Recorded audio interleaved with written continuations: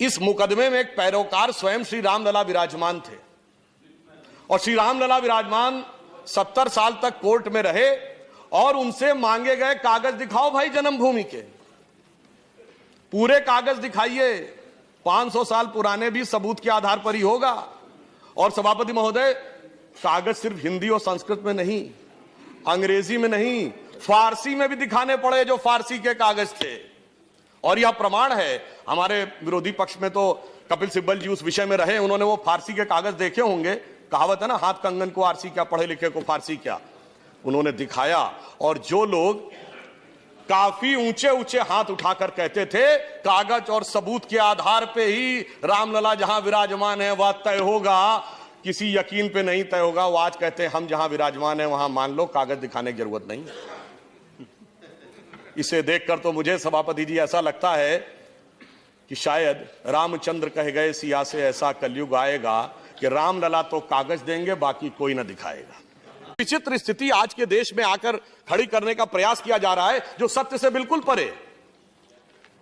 आपने कभी नहीं सुना होगा पूरी दुनिया में कि कोई यह भी कहे कि हमने इस देश पे शताब्दियों तक हुकूमत की है और फिर यह कहे हमें स्पेशल स्टेटस मिलना चाहिए। मैं पूरी ईमानदारी से एक बात कहना चाहता हूं, जब यह देश आजाद हुआ 1947 में तो 567 रियासतें थी। यह बताइए, आज हम माइनॉरिटी की बात करते हैं, देश की सबसे अधिक पढ़ी लिखी कम्युनिटी कौन है? पारसी, 0.1% की माइनॉरिटी है। सबसे प्रॉस्परस कम्युनिटी कौन है? जैन, 1% की माइनॉरिटी है। सबसे एंटरप्रेन्योर कम्युनिटी कौन है? सिख, 1.8% की माइनॉरिटी है। अगर इन सबको प्रॉस्पेरिटी, एजुकेशन, आगे बढ़ने के सारे अवसर मिल रहे हैं तो माइनॉरिटी में जो प्रचंड मेजॉरिटी है उसके साथ कैसे समस्या आई, विचार करने का विषय है। और जब देश आजाद हुआ बताइए, कोई बौद्ध रियासत थी? नहीं। कोई क्रिश्चियन रियासत थी? नहीं। कोई पारसी रियासत थी? नहीं।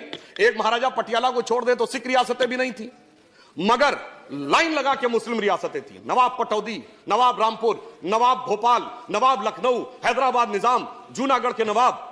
फिर ऐसे हालात क्यों हो गए कि आज बाकी सब पढ़ाई लिखाई में आगे और बाकी सारी चीजों में आगे और एक ही वर्ग पीछे होता चला गया? मुझे लगता है इसमें दोष इसका भी है कि जो सियासत की गई ना, अदावत की और मोहब्बत की।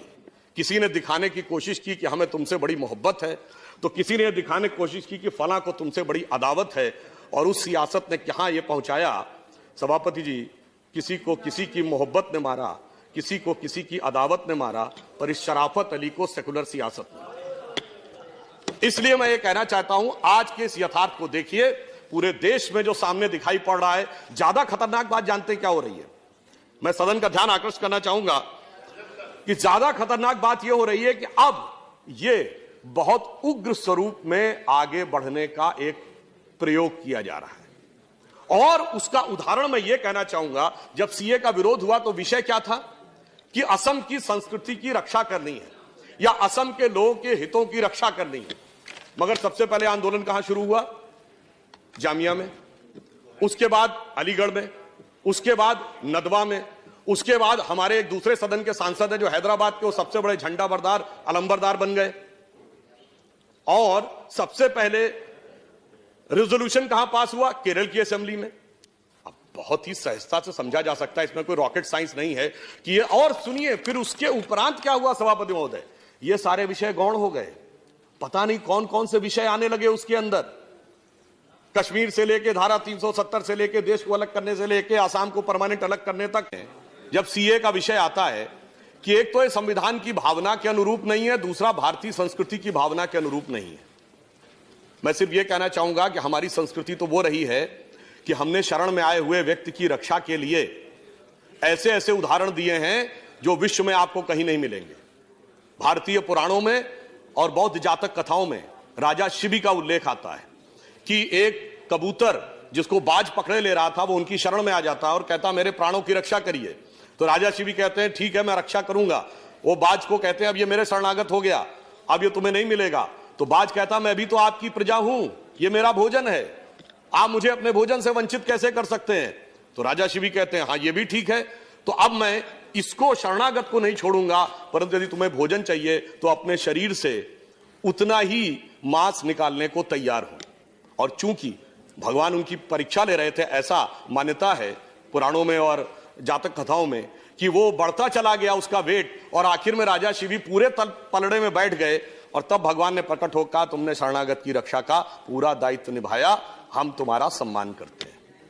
इसीलिए शायद अटल जी ने यह पंक्ति लिखी थी कि मैंने छाती का रक्त पिला पाले विदेश के क्षुधित लाल, मुझको मानव में भेद नहीं, मेरा अंतस्थल उर विशाल, शरणागत की रक्षा की है मैंने जीवन भी देकर, विश्वास नहीं यदि आता तो यह साक्षी है इतिहास अमर।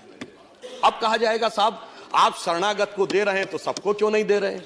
तो भारतीय संस्कृति में यदि राजा शिवी के कबूतर की कथा है तो तक्षक नाग की भी कथा है।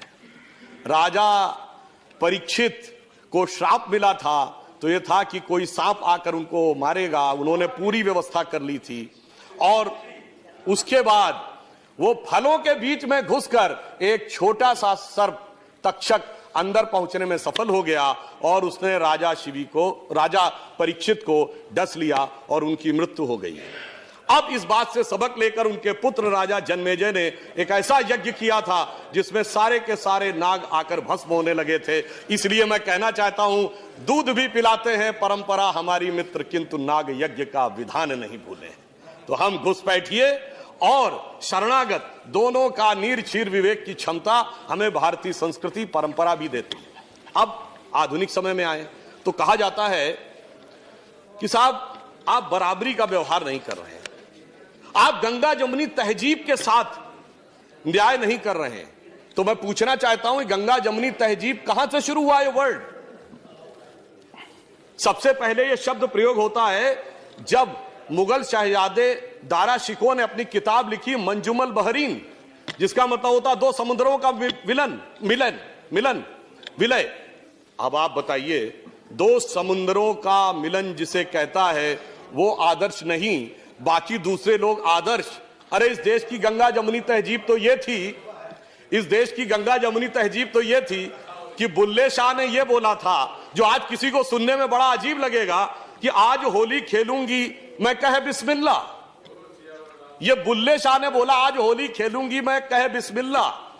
और उन्होंने कहा, आगे की लाइन अरबिक वर्ड है, अलस्तु बि रबिकम प्रीतम बोले, सब सखियों ने घूंघट खोले, नाम नबी की रतन चढ़ी और बूंद पड़ी अल्लाह अल्लाह, आज खेलूंगी मैं होली कह बिस्मिल्लाह। मगर इसको आपने माना क्या? अब मैं उदाहरण देता हूं। चित्रकूट के घाट की घटना थी कि अब्दुल रहीम खान खाना और तुलसीदास जी दोनों अच्छे मित्र थे, दोनों साथ में थे। तो अब्दुल रहीम खान खाना वो मिट्टी उठाकर अपने सर पे लगा रहे थे, तो तुलसी ने उनसे छंद में पूछा कि आप ये मिट्टी क्यों सर पे लगा रहे हैं? वो गंगा जमुनी तहजीब को अगर आप कहना चाहते हैं तो उन्होंने ये कहा कि धूरी धरत निज शीस पर। अरे धूल क्यों सर पे लगा रहे हैं? कह रहीम के ही काज, क्यों कर रहे हैं ये? तो रहीम ने क्या जवाब दिया? जेहि रज मुनि पत्नी तरी सोई ढूंढत महाराज।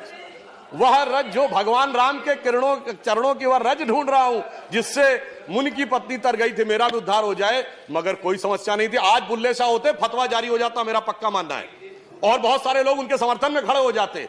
ये देश की धर्मनिरपेक्षता के ऊपर हमला है। इसलिए मैं कहना चाहता हूं, और ये जो गंगा जमुनी तहजीब थी, इसमें कोई समस्या आजादी के बाद तक भी नहीं थी। ये सारी समस्या 1976 के बाद आई, जब सेकुलर शब्द का प्रयोग अपने राजनीतिक हित में करने की शुरुआत हुई।